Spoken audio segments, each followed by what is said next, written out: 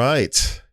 Hello, hello, hello. If you are watching this video right now, I was going to say that it was going to take it took a monumental, uh, like kind of occurrence, which in a way it did, but like, I was going to say it like stars had to align and all that stuff, but really like Derek's like, hey, let's do this. And I was like, yeah, let's do this. And then here we are like a few days later, like doing this. This is probably the easiest content I've ever had to like arrange. So I have with me Derek, fellow RC member. He is known to me, probably known to a lot of other people in the home base, but one thing that he readily would recognize and admit is that he's one of those members that's not as outwardly vocal, like all over the place.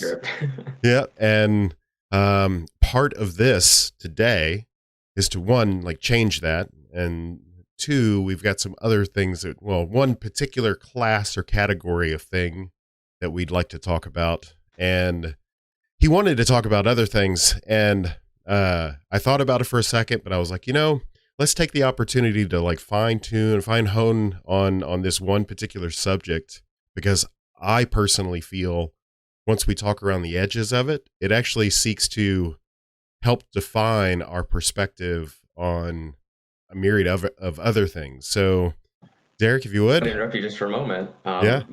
In terms of what that issue might be that Clay's alluding to, the comments, you have two guesses and the third one doesn't count. So go ahead and set yourself loose. But my name is Derek. Yep. My name is Derek on Discord as well. I like to keep it simple that way. My avatar is the Jund Battle Mage, or Thunderscape Battle Mage. And just to give you an idea about myself and how I fit into Pauper Commander, because I mean, it's exploded since I initially got involved in a more elevated way. I was part of the first like wave of writers for the home base website. Salty River, Kyle, at the time ran the site kind of by himself, writing kind of sparse articles about random things that because he played a lot of Pauper Commander. And was putting out feelers on Reddit at the time for people to come on and write about it. People were into the format, passionate about the format, who have a history with it. And that was, oh goodness, I mean, time gets away from me. It was at least 4 or 5 years ago at this point.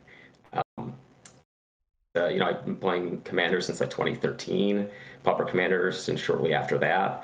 I'll go into, all this kind of feeds into my opinions about that stuff, but we'll get to that later. Just to keep things on an even keel, because I tend to ramble.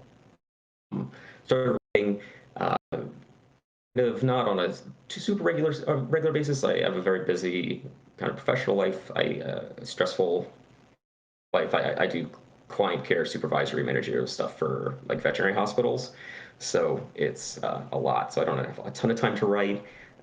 But I was putting out articles just about kind of like 75% space, like sort of higher power casual stuff. More like streamlined advanced deck building and things like that, and practices, and mostly recognizable for my positions on Jund as an archetype, as a mid-range archetype.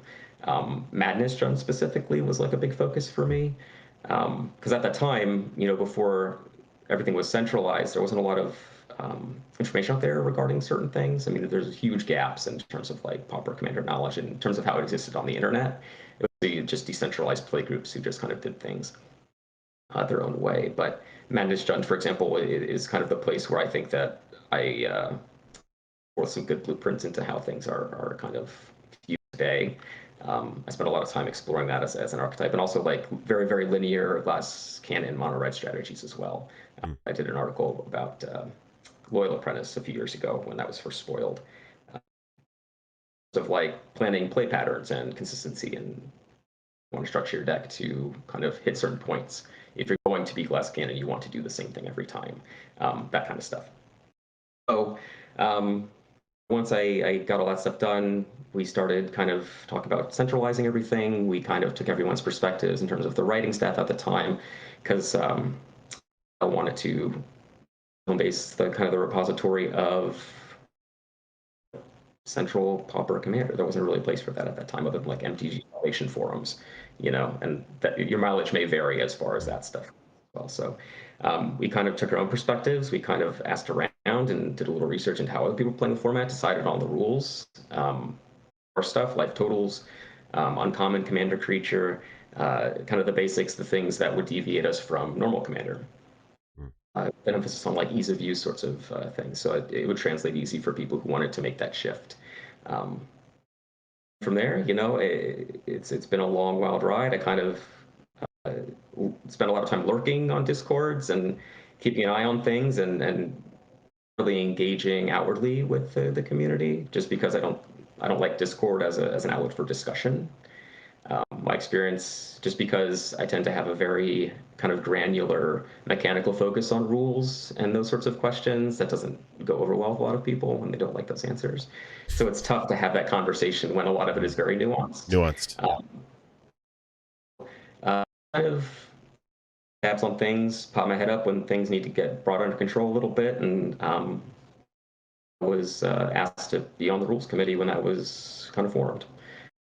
Based on that history. So is that a that's perfect.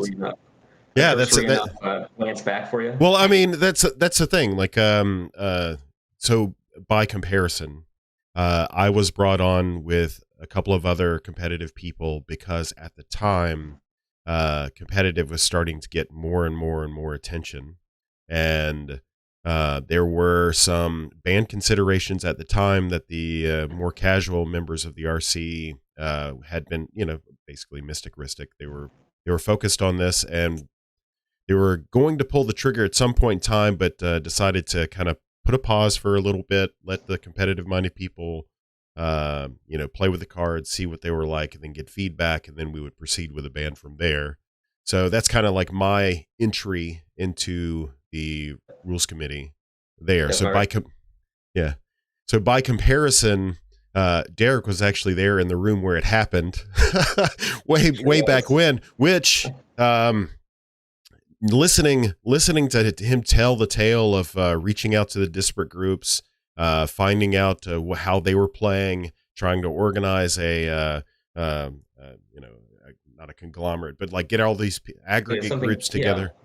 Get them together, operate under one flagpole. That is not unlike the way that the Pauper Dual Commander Committee operated and formalized themselves just earlier this year. So if you see PDH or PDH regular folks recall that process, watching them come together and work out and iron out the initial, because you had groups all over the planet that were playing 1v1 PDH very differently from one another. So they sought to do the same thing and did the same thing that Derek just explained. So, these formats have existed for a long time, like before anybody came around and decided to get everybody together and kind of hash out a commonality in terms of rules. I mean, everybody's been doing it their own way for so long. And that's kind of one of the biggest growing pains, and like that's how we've been moving forward is, people who have been playing a certain way, and then they look at the way that we've structured the rules and they say, actually, no. And,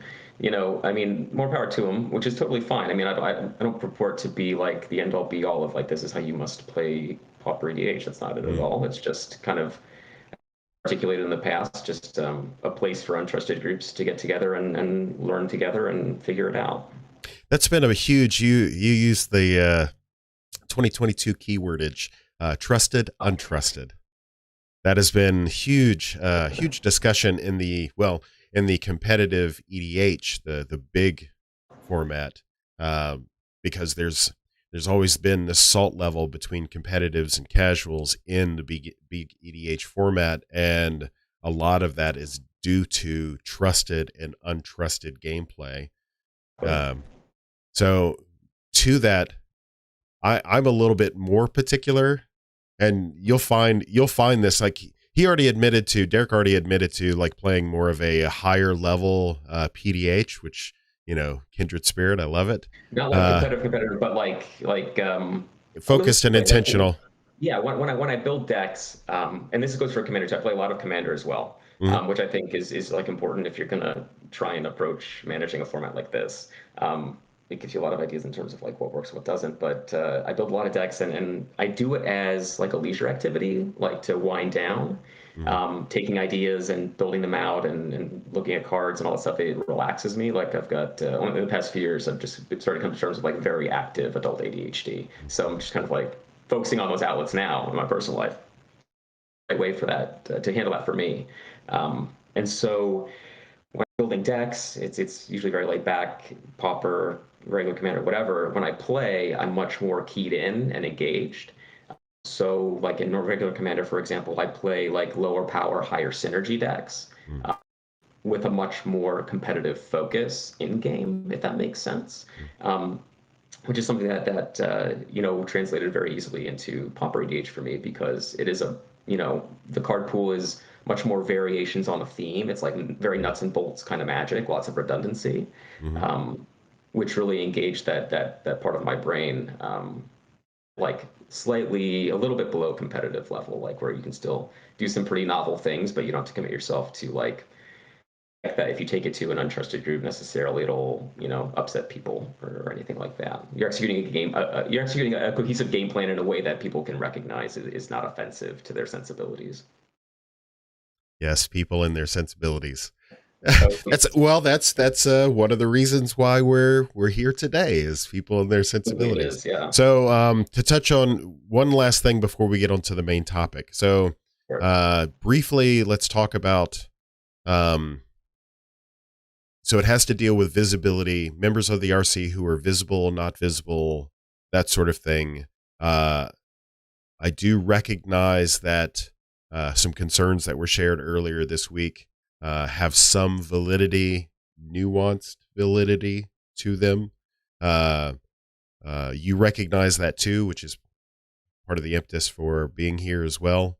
Um, let's let's take a minute to briefly talk about some of the uh, lesser known members. Like myself, y'all are on Crash, Alctron, I don't Pod think I to even some remember the extent, names of Paul. everybody, Yeah. but there's a few that have kind of faded out as time has gone on that I haven't heard much from, like Rough Again, for example, I think is still I around. I hear um, from Ruffigan all the time. So okay, so let me start here. I Okay, assume so I mean, you're more social about these things than I am, certainly. So like that wouldn't surprise me at all. let's start from this perspective. So for those of you who may or may not know, the Rules Committee has their own Discord server. In that Discord server, we house not only the PDH Rules Committee, the broader PDH Rules Committee, but we also have the 1v1 Rules Committee as well in there. Each has their own separate, distinct channels that they operate in with one like It's just out of whack. generalized area. It's all right. You look beautiful. But yeah, Wild, then all right, let it go. with one generalized area where everybody can interact, there's also a separate managers. I'm actually a managing member of the rules committee. There's four of us. It's myself, Ruffkin, Scarecrow, and Pod. Um, Makes sense. so I interact with Pod and Scarecrow and Ruffkin on a pretty regular basis. Ruffigan and Scarecrow handle, as far as like communications are concerned, handle Right, it's the like Reddit The side, Reddit stuff and all that. Yeah, right? Reddit yeah, stuff. Pod has the website and the right, yeah. Facebook, and then you've got me, the wild card, doing whatever in the hell it is that I want to do because nobody can stop Sure. me. so so yeah, so that's kind of that, and then of course now Alk has got doing content, like crazy, I so mean, I've kind of ebbed and flowed in terms of my engagement things. I mean, I always lurk. I mean, it's always kind of like my MO is just keep tabs on the discussions and make sure nothing is going wild.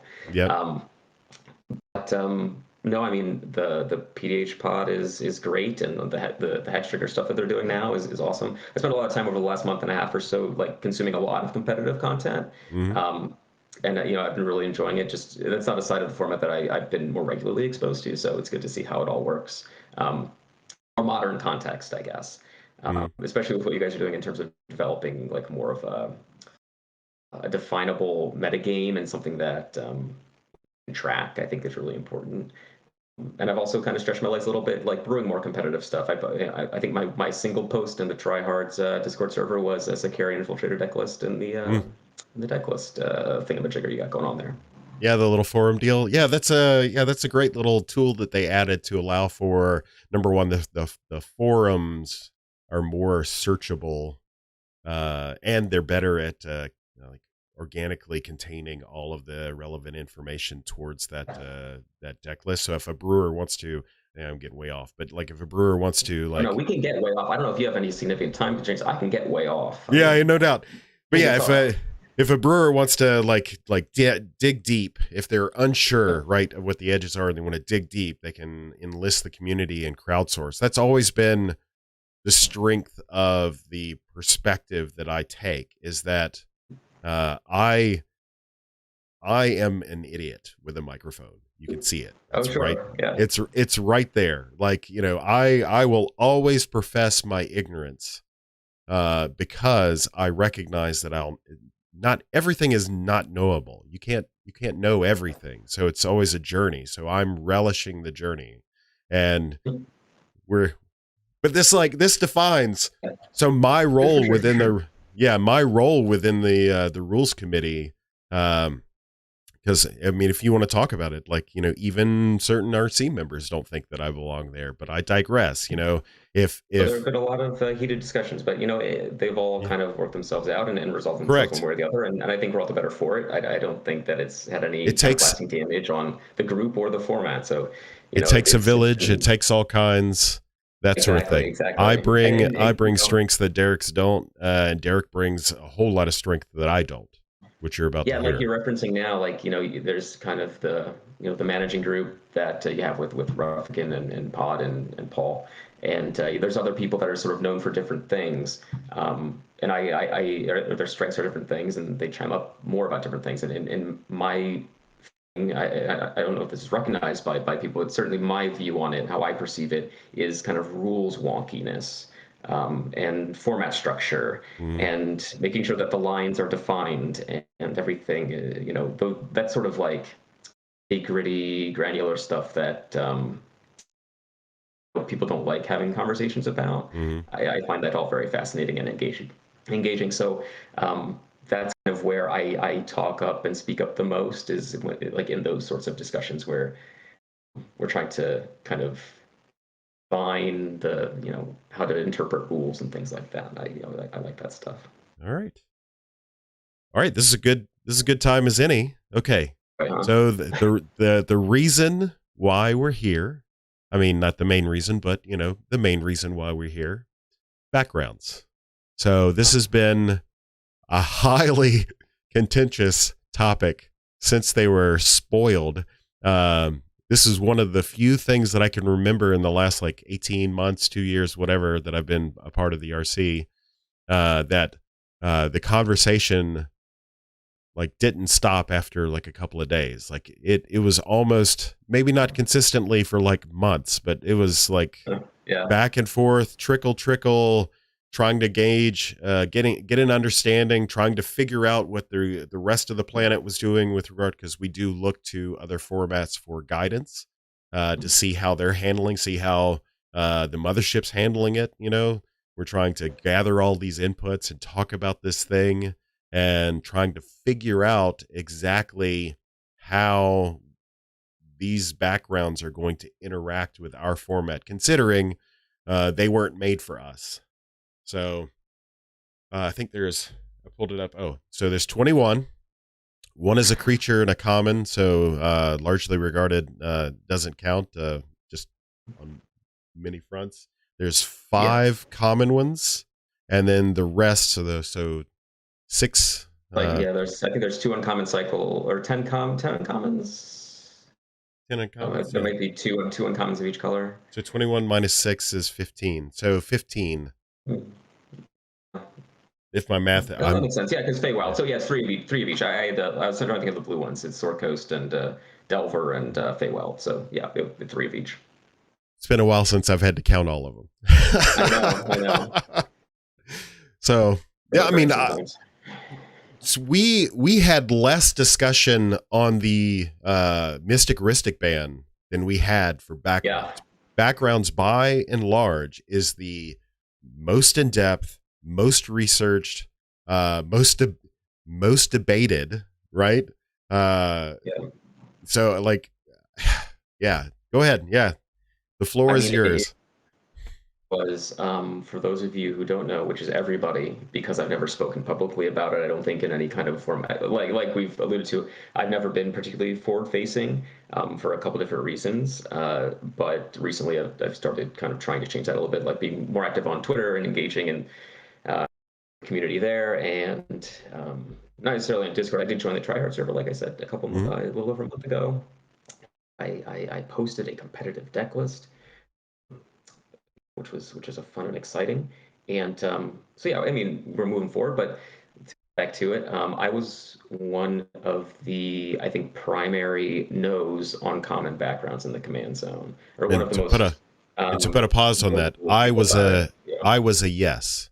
So Derek and I are coming at this from, see, this is why this is perfect. We're coming at this from two different perspectives. And go ahead. Get out of the way. Ultimately, it's not a matter of like who's right, who's wrong. In that kind of a setting, we don't require a unanimous vote. So it's just kind of, who makes the most sense to the most people. That way, it is a little bit democratic. I have other thoughts about that, but we'll keep going. Was a pretty strong no on common backgrounds in the command zone. And just to kind of go through my reasoning on it first, before we kind of dive more into it, for me, I look to, so when it comes to managing Pauper Commander, from a rules committee perspective, I think it's important to look at Commander itself and how that format is managed. It may not be the most popular opinion, but I think Sheldon Menery is like fantastic job with that format, despite people's misgivings about some of the decisions that he takes or opinions that he has. And it is wildly successful. So I think we have a lot to learn from it. I think it's really valuable to kind of dip your toes into both tools. There's a very common, I think, amongst Pauper EDH players to not like normal Commander EDH for a number of reasons. We kind of attract a lot of people who are disaffected in that way. So it can be tough to communicate that stuff sometimes. But as far as backgrounds go, choose a background text on a card. And I'll bring up because it kind of stems from the comprehensive rules. Let me just bring that up on my screen here. I'm going to go through it here so I have it in front of me. So when it comes to backgrounds, oh shoot, it's not loading my Google Doc. There it is. Sorry, my laptop is slow. All my stuff is still, a lot of my stuff is still packed. I just recently moved. So choose a background. So two parts of it. The first is that is a variant of the partner ability.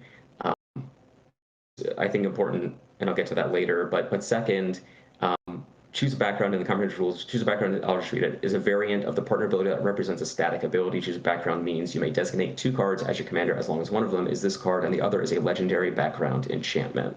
And obviously you can't designate two cards as your commander if one is a background ability, the other is not a background, etc. But I think, we all know that in normal EDH, your commander has to be a legendary creature. In the comprehensive rules for background, it specifically says you have to have that the background has to be a legendary enchantment. Because also count as your commander, it's important for backgrounds to have that legendary super type. Otherwise, it wouldn't work, right? Like that's kind of the through line of what can be your commander in ADH is it has to be legendary, and then they've since like updated, planeswalkers to be legendary. I think in an effort to kind of make it so that planeswalkers that can be your commander make a little more sense. But out that way in the rules is a little redundant to me, or reads redundant to me, which just emphasizes the importance of that qualifier in terms of having a card in your command zone counting as your commander. So taking that information and kind of adapting it into Pauper Commander, it's recontextualizing, okay, what finds your commander in P, right? And for us, it's primarily keyed off of rarity, not legendary status. So,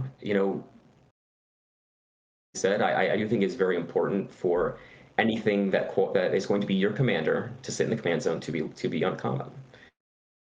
Does that make sense? I know I kind of went off in a couple places. I tend to No, ramble a little bit, but no. yeah. Yeah, that's the point is, for the people. And before you go into it, just maybe if this helps make it a little more make a little more sense. Well, they released a cycle of like legendary partner with cards that partnered with a non-legendary creature. Mhm. Would that be allowed in EDH? If the answer ends up being in a case like that, yes, then I'd certainly reconsider my position here. But in the absence of that, I don't think it's appropriate. Yeah, and I think I alluded to that very specific thing. Like WotC in the end is the indirectly in control of how this all eventually pans out, because if Yeah. and we talked about this, people talk about planeswalkers all the time. If they print an uncommon planeswalker that says this can be your commander, that's going to put us in a tough spot, you know. So I mean, yes and no, but uh, yeah. but one of those things, well, the problem is never, so is as the more ignorant one, I'm always self-deprecating, so don't worry about it. As the By all more means. ignorant one of the two of us, right? My main concern is how the average person off the street is going to encounter this format, and is that is our rule set um, understandable, like easily understandable? Can we easily put two and two together and like, oh, okay, this works because of this. Now, backgrounds challenges are, I mean, there's even now after the decision, it still challenges our um ease of communication, even though we can righteously say Pauper Commander is about uncommons in the command zone. There are uncommon backgrounds. There's also common, but there's uncommon backgrounds. Obviously, we're going to link because also there are rare backgrounds. There are also, is there a mythic? I don't know. I didn't look up any. In the precons, there were two or a couple, I think. Yeah. So there are various levels, various rarities of backgrounds, and there are various levels of or rarities of creatures. So because we chose uncommon creatures, uncommon backgrounds, that's the parallel. So I know that is a very simplified version for explaining this. I know it gets a little bit more I complicated. think that how intuitive it may or may not be. I think a lot of the people that we do get who are kind of approaching things for the first time, always, or they tend to ask, like, for example, like, hey, I'm just starting, is Candlekeep Sage legal? Mhm. The fact that they're asking, I don't think is a failure in any given way. It just means that they are trying to parse information. Um, the fact Well, that they're asking the question indicates, somebody made the yeah. brilliant observation that if the common backgrounds weren't so much damn better than the uncommon backgrounds, then nobody Oh, it's would only be going to get no asking. worse. Yeah. Nobody would be asking. If they all sucked, nobody would be asking. Yeah, I So, know. Yeah, and just to go off that a little bit, in terms of this decision was never about power level, yeah. metagame considerations, anything like that. Not coming from a competitive background, and oh, go ahead, sorry. Well, well, for me, okay, so to put a slight pin in that, for me it was, but only from the perspective of, and this is always true. Like we talk about our comparison to the larger EDH format. One thing that I will always endeavor to do is to, and our RC does a really good job of this, is to look at our format from the perspective of the LGS, right? Organize, structured, play. And that's where my heart is being able to have this format promoted in that more official environment, beyond the kitchen table. And the reason why, and Alcadron will tout this, from the highest of hills, casuals will do whatever it is that they want to do, whenever it is they want to do it, damn the RC. And That's right. rightfully so. Rightfully Yeah. so. So from that perspective, that's the only reason why I was considerate and will be always considerate of what's happening, what's going to happen in the LGS based off of these decisions. So, Yeah, no, that makes perfect sense. And I never want to tell anybody how they should or should not be playing. That's not what it's about. It's just mm, you come to it from like a rules committee perspective, right? Like we're managing the structure of the format. Like we are responsible for setting the lines that people can color within. mhm. You can still color outside of them; they're just lines. But we have to have something there. Either things matter or they don't. Mhm. Um, So it has to be done. Whether you choose to, acknowledge them or not is up to you. But there has to be a baseline, and that's kind of what my focus is, like how I approach my responsibilities as a member of the committee. So let's go back. Let's talk about this same thing from a historical perspective, because I say all the time, incorrectly but correctly, convolutedly correctly. I say all the time that the origins of the format didn't care so much about, and that's true and that's untrue at the same time.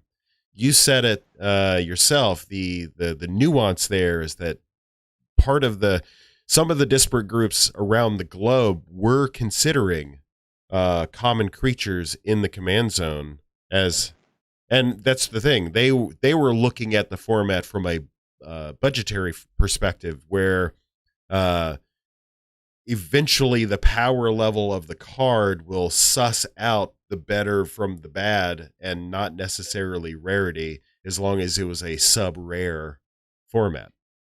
So I tout that all the time as like, the origins of the format, which is true and untrue at the same time. But I like playing in those luminous areas, right? So, No, I mean, uh, it's good. It's good information to have. I mean, if you're interested in any way and how you are, it's important to understand that kind of stuff. absolutely. But see, uh, what I also have learned to tout after the fact. So that's point number one that I make. Point number two, quickly behind it, is that the Great Unification. That's the thing that you were a part of. The Right. great, the Great Unification uh, standardized that. So therefore, eliminating the common rarity as eligible in the command zone, and that was when, like, 2016, 2019. When was that? Goodness, I mean, I don't even know anymore. Like 2017-ish, 2016, 2017-ish is when I'd Mhm. estimated. But I could go back and like look at the home base website and what So writing wh- really what at I'm that time period. what I'm doing by highlighting that is long before Wizards of the Coast ever decided to print a partner anything, it was About the time decided. actually, maybe, yeah. Because partner was what, 2016 Commander? Oh, true. Yeah. But still, like, I guess we didn't have any that partners then were they rare I or think were there were they? any uncommon partners. I think they're all mythics in Yeah. those pre-constructed decks. Yeah.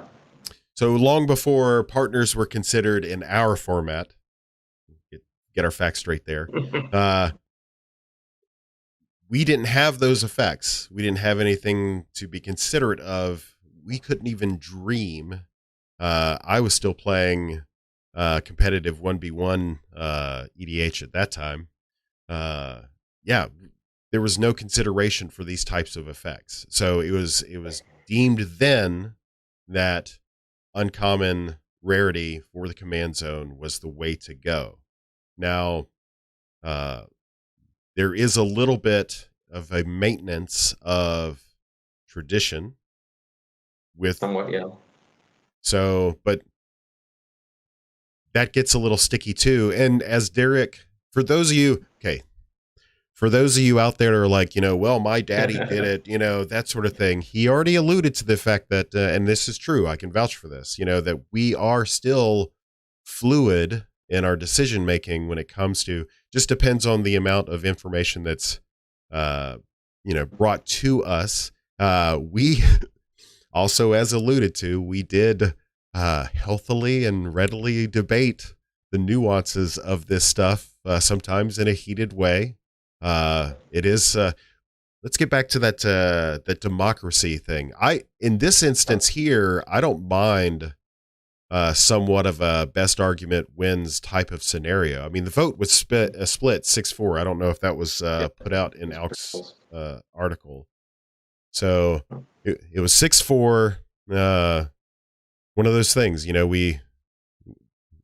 myself and others, we shot our shot, and that was the deal. Like there's a modern term for disagree but support, something like that. Goodness. But yeah. Yeah, I'm sure there is. It doesn't come to me immediately, but whatever.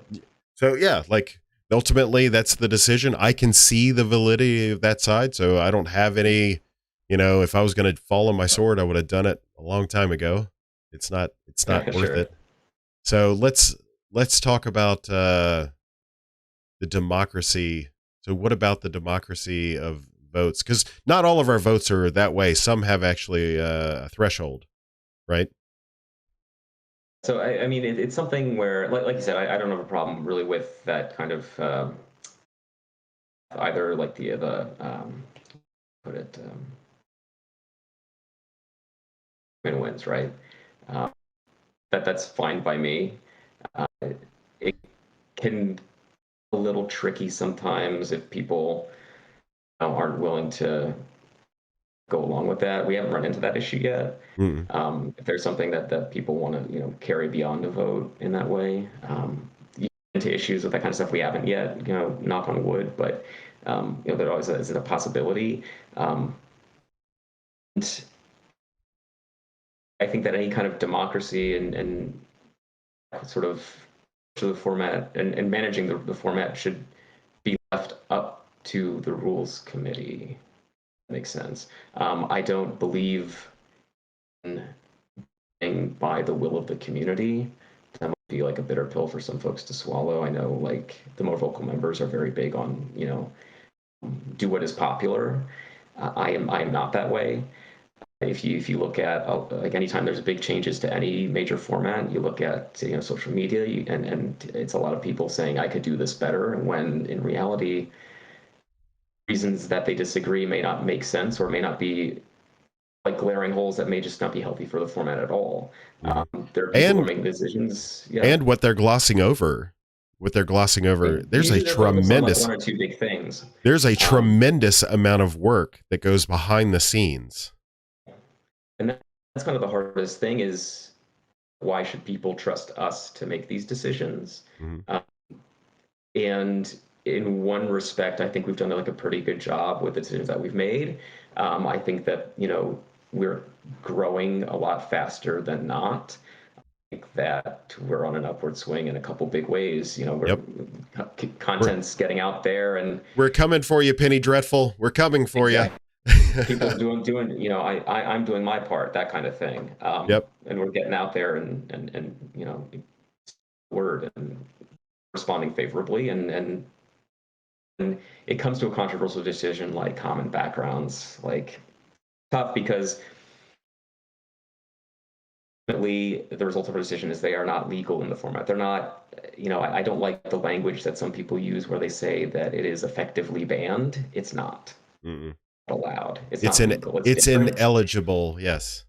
Right. It's not saying that something is not legal is not as exclusionary as saying that it is banned. And that goes a long way to flavor discourse. The second thing that does that is the impact statement associated with it. Well, like using planeswalkers as an example. Right now, there is no uncommon planeswalker that would break the format. So people's view when they talk about legality is like, oh, well, everything's fine until it isn't. Yeah, they view it through a lens of, would this be okay for, the average game if it was legal as a commander? And in most cases, that certainly might be the case. But it's one of those things where it doesn't fit a criteria that we've established. Yeah. And I think it's important to be conservative about where we make exceptions, where we choose to make exceptions, if we do at all. It should always be the exception rather than the rule. But to that point, and even with, I would even extend this to common backgrounds, because this is something that I advocate for all of the time. Um, not so much for kitchen table groups because we never see the results of their gameplay, right? But people who are active in communities, who post and share results and deck lists and stuff like that within communities, regular PDH and CPDH alike, brew with those planeswalkers, brew with those common backgrounds. And the reason why is because you can disregard everything that we say, but also that's a data point. That's experience. What if one day, and I'm not tainting but what if one day we're forced with a decision, we have some real information behind that. Now, I don't think Derek would disagree with having that availability, right? Right. And to kind of, and it's something where, particularly on a competitive end of things, I would absolutely expect people to want to have as many toys to brew with as possible. Bingo. Um, and like, I think that the format is worse off for not having access to these backgrounds in the command zone. No, I don't. Going back to the video that you cut recently, going over the metagame statistics, I watched that. And I think the resounding So conclusion you was were the that one person. You were the one person that I'm, watched. I'm, I'm that one. And, my conclusion, and this is your conclusion as well, is that, it's a brewer's paradise. Those were the words that you used. Mm-hmm. Deciding to not include these cards as being legal in the command zone is going to make it less of a brewer's paradise. It could make it more of if we changed the rules to allow for it, but I don't think it's necessarily appropriate. I don't think it's a step that needs to be taken. Mm-hmm. What I mean in terms of being conservative, like, is this a step that we need to take? What does it take away? And when it takes away nothing, Mm-hmm. I'm particularly convinced. Um, The only deck that I yeah, can think of that yeah, it most directly impacts, and it's not even that significant of a margin. I mean, it's a hit. Is Abdel, because Candlekeep yeah. Sage You're gonna gives say you the that, yeah. ability to draw on that So flicker, busted. and yeah. So so one, there's one. Yeah, if you can think of No, another I mean, one, comment in there's other the. things you can do. Just to kind of let you into sort of what I've been doing in the commander space. I've been working on Heritage Druid a lot lately, Mm, and Master Chef is really powerful. mm-hmm, Felt like that. Um, but I've already written 3,500 words on that commander that I'm working on right now. I haven't yet, but I'm working on it. But I mean, yeah, like you said, Brewer's Paradise. Like, I didn't feel comfortable brewing Heritage Druid if I didn't feel like there's a way to make this work. mm, Mono green is nonsense generally in the competitive end of things. Like, you have your Teamer Sabertooth, and um, but what does what interested in it more was like, what does a non-combo green deck look like, and what does it need? You know, card draw. yeah, and there's ways to do that. Yeah. For example, like the current state of my Heritage Shooters list, it has like 51 or two creatures, Mm-hmm. and 20 of them are one drops. To take Heritage Druid on turn 2 for 3 Mm-hmm. additional mana to land Elvish Guidance, Timber Watch Elf, Master Chef, any number of things that just like break the game wide open. Mm-hmm. Like, those are kinds of considerations that you can make, where you don't necessarily need a ton of card draw if you can engineer the cards that you do have, like Lead the Stampede and You Meet in a Tavern, to draw you 3 or 4 cards on average. Just, translate your velocity into something meaningful.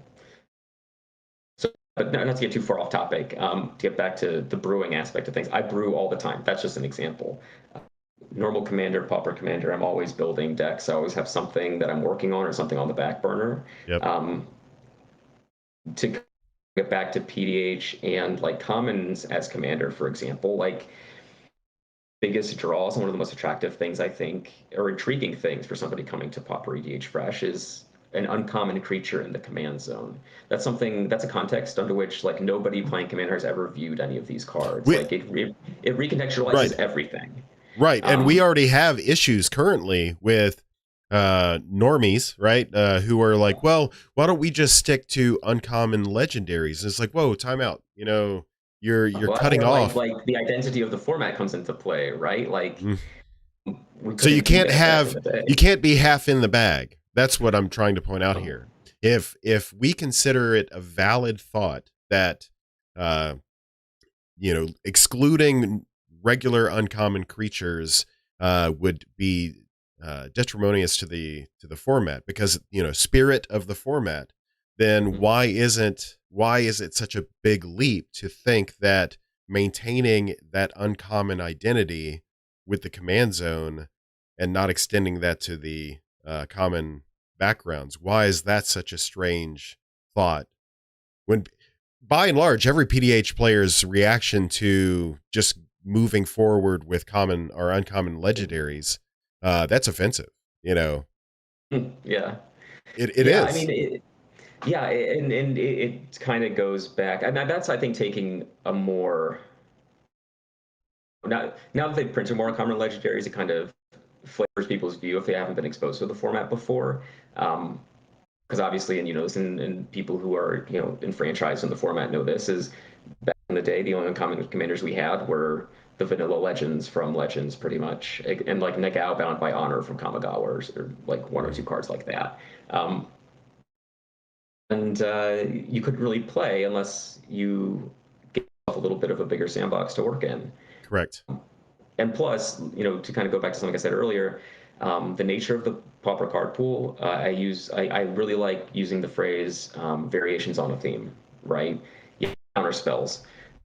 Bajillions of cards that have the text counter target spell. They just have different riders, different Yep. conditions, different things. So it's a lot of redundancy around simple effects, but those little changes matter. And the truly novel things mostly occur in the uncommon slot, in your commander slot. That's why it's so important who your commander is, right?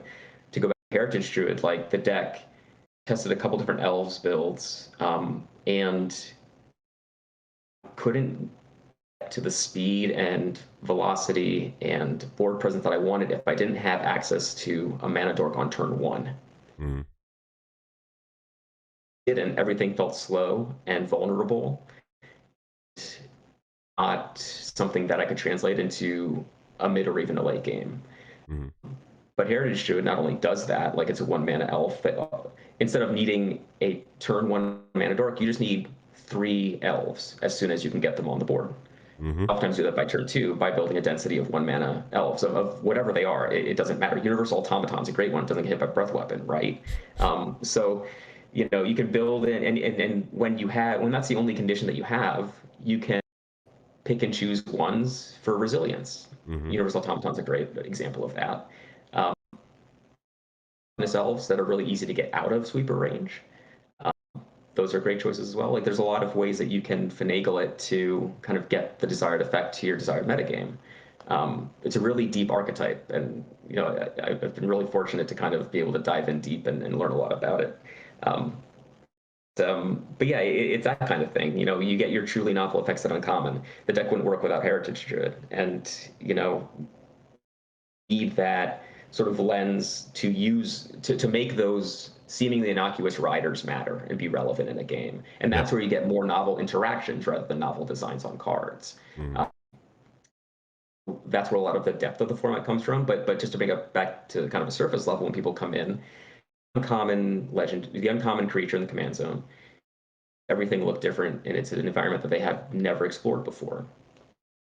A huge environment, which is why opening up common creatures as commanders is again something that I don't think would necessarily add or detract anything. It would just make us change a rule, which again is something that I'm resistant to do unless there's a compelling reason to do it. Mm-hmm. Are we really at a loss? Are we starving for options in the command zone? No, and fire design is going to give us more exciting things. It's going to give yeah, it's going to give us more exciting cards in the uncommon slots. It's going to give us more uncommon legendaries. It's going to power up the format just as it's powering up everything and change the way we do things. But that's normal growth. That's normal growth, right? I mean, everybody goes through that. Um, So it's yeah, almost I a mean, safe side. It's almost a safe side to maintain, like have a strict adherence to that uncommon eligibility in the command zone because it protects the format in the face of Wizards and Hasbro and their money making machine and just print, print, print, ban, ban, yeah, ban. yeah. Yeah. Well, yeah, I mean that's certainly a part of it. It's kind of this weird amalgamation of tradition, but traditions that are based on things that are real considerations. It's kind of like a weird amalgamation of different things that you can't really separate it out into those disparate pieces. It's kind of one unique monster unto itself, and it's kind of tough to reconcile that sometimes. Like, um, it's a really unique space to try and manage. And I certainly appreciate people who are willing to give us the patience to kind of feel it out. Most things are easy, like adventures. I think when there's a big discussion when adventure creatures came out, like how do we do it? And to Oh me, it yeah. was so simple. It's just like they both count as your commander, and you pay tax. And if it goes to exile, you can cast a creature half. Like it just works. Yeah. Um, Things are a little more need a little more massaging, and I think uncommon and common backgrounds is that kind of more nebulous But space. when you brought up the adventure thing, the first thing I thought in my head was Tulare Community College. The professor's like, magic is ruined forever. Every new Yeah, mechanic that comes out, magic is ruined forever. Uh, Magic adventures are players, great. yeah, Nothing bad to Magic say about players have adventures. been saying the downfall of Magic for 30 years now. So, No, I mean, again, man, I really love this Heritage Series list that I'm working on. Adventures are amazing at common because it's card advantage for don't have access to traditional card yep, advantage. white, You, yep. you just get really powerful effects on both ends. The white cards from Baldur's Gate have been fantastic. Mm-hmm. In Heritage Druid, Dreadlenorm is one of the best Ah, Fierce yes, Empath yes. targets I have. Um, Fierce Empath is a card that was printed a common for some reason, And and largely did it nothing gets me out of an for extra a spell. while. Yeah. Yeah, and it's another one of those weird elves that just kind of existed in Onslaught block, and from 25 years ago. And yeah, I mean, Dreadlenorm's a great card. There's all kinds of ones in there. I mean, Sea Hag, I don't know if you know Sea Mm-hmm. Hag at all. That card's very powerful. Like, great combat trick. It's great to enable things like Tepnos High Priest and an aggressive, like, mid-range shell. Um, and you can flicker it and blank everybody's combat steps. So, it's Stonehorn Dignitary. exactly, except it's got two halves instead of just one. Right. Um, yeah, but no, I mean, those things have really improved Righteous. quality of life for a lot of underserved archetypes and colors. Yeah. Well, we've been going for 53 minutes. I know it seems Hmm. like we just started. Yeah, Um, I could keep going. It's a lot of well, my main concern is that we'll hit the most relevant parts at hour two, just and nobody will watch it. So let's take an opportunity in the last couple of minutes to kind of synthesize. So backgrounds contentious. Seems like they always will be contentious. just like Uh, Planeswalkers. Yeah. just like planeswalkers in the eyes of newer converts, I surmise that the uncommon creature, the blanket uncommon creature clause for eligibility in the command zone will be somewhat contentious moving forward because of all the legendaries being printed. I am saying that if we are considerate of the deep, rich history in PDH that the uncommon creature, the uncommon rarity has had in the command zone, legendary or not, then we, from my perspective, should be considered. Yes, I want common backgrounds in the command zone, but from a very particular perspective, in order to protect the format, uh, keeping that as a uncommon only eligibility is probably not a bad idea. It's probably the best protection from that perspective for the That's kind of format. how I approached it. It's we set up these rules and we need to abide by them. And I think it's just kind of finding the line of best fit sometimes. People may differ where that lies, but ultimately it's all in service of the same goal. I don't think you could go wrong either way, but I just think the way that we've defined things, the way that we've set it up, and the way we've been operating for so long, I don't think it includes common backgrounds in the command. So I think it's as simple as that. And So again, it may not be to the that most, yeah. point, like I thought of another way to articulate it. So in the beginning, so the story that I always throw out about commons and uncommon eligibility in the command zone and what have you, the way those folks were phrasing it, and phrasing it is very intentional and relevant here. They were looking at rarity less than rare in the command Okay. zone. So it wasn't like uncommon and common creature. It was less than rare for I think eligibility. coming to the format, when I first got introduced, to me it felt like, whereas in EDH you have your deck and then you have kind of that creature that leads it that is kind of special, like a cut above, right? Um, you lose that when you don't have access to legendaries in the command zone Pauper. So like, how do you articulate that? Pauper, obviously, with the 60-card format, it's all commons. So, and granted, like this was not make this rule for the uncommon in the command zone. It's just how I rationalized it when I came into the format. That more special to lead a bunch of commons than like an uncommon, right? It's just like the next logical step up. So it always made sense to me that way. If they didn't, I think what's hard is if they didn't have some common creatures that are as powerful as, right now that all gets based on old design versus new design versus the push design, fire design. You're starting, yeah. By no means the exception in terms of like wanting to brew sometimes with common cards. Like I have a deck that I'm workshopping a little bit. It's a Rule Zero deck. It has partner commanders, Set a Disciple, and Thornscape Apprentice. So I kind of have a 4-color deck without breaking anything in half, and it's just like a weird interactive tempo-ish kind of deck that probably can't win, but it does a lot of the interactions that I like to play with. So Yep. I decided to give it a shot, and it's pretty cool. But it is what it is. It's not two cards that are not legal in the zone explicitly, but I don't think I'm gonna have a problem convincing people to let me play it. That's fine. Well, I'd like to think after this conversation, because I didn't want it to be, and it wasn't. I didn't want it to be like Alex's article was wonderful. It explained, as he puts it, the loser's perspective on this thing, right? And I love listening to him talk about format. He's very very good. yeah. He's my favorite RC member. I say it all the time.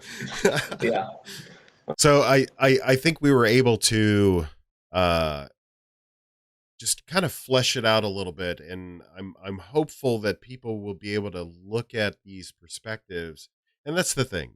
This isn't going to kill or quash this dissent. It's not. Um, I'm hopeful that it brings understanding. That's what I'm looking for. Also, the most important part. Yeah. Yeah. And also, for those who are like, not my RC members, I don't know who these people are, that sort of thing. Well, there he is. He's right there. Yeah.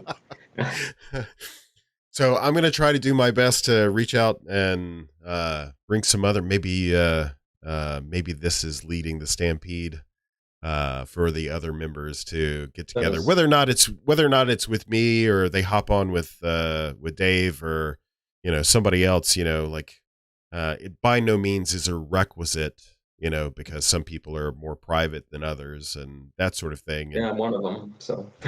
And Yeah. the other RCs of the world don't have just a panel full of broadcasting figureheads. There are people that operate behind the scenes, in front of the camera, what have you. So we're not doing anything different that vastly different. So I think, Ryan made that point in the Discord, is that it's not a necessity, but it helps, right? It builds trust. So, that's kind of what I want to accomplish here by talking to you. And I certainly want to thank you for having me on your platform to discuss it. One last point about kind of rules and how they may not make sense, and how some people may not be able to grasp it initially and have difficulty there. Like, other angles to consider, and that's kind of the purpose of this, right? Like, if you think about hybrid mana, and I was thinking about this the other day, like, another hot button topic in like regular Commander. We haven't seen so much of that uproar in like our space yet, but as we get more cards, we may once there's another hybrid set, I'm sure after this video, absolutely, yeah. A lot of that's spoken into existence. But like, if you have a Boros recruit, like hybrid white red 1/1 for strike, and card in your mono white deck, like, makes sense to hydroblast card in your mono white deck. Me, that's like a pretty strong argument for like maybe it does make sense that hybrid mana isn't legal. I wouldn't have thought about that initially going in. It would just be like, well, these cards both, it's a white card, it's a red card, why shouldn't it be?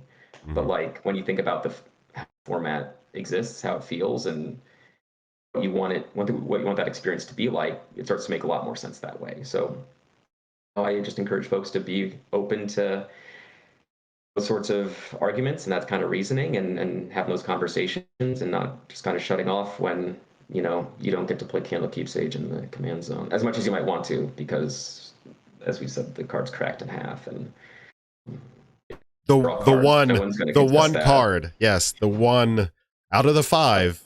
Let's be real here. Everyone's talking about like they want to play that one particular background. Draw that one card off because you play your commander and you draw a card. Correct. Right?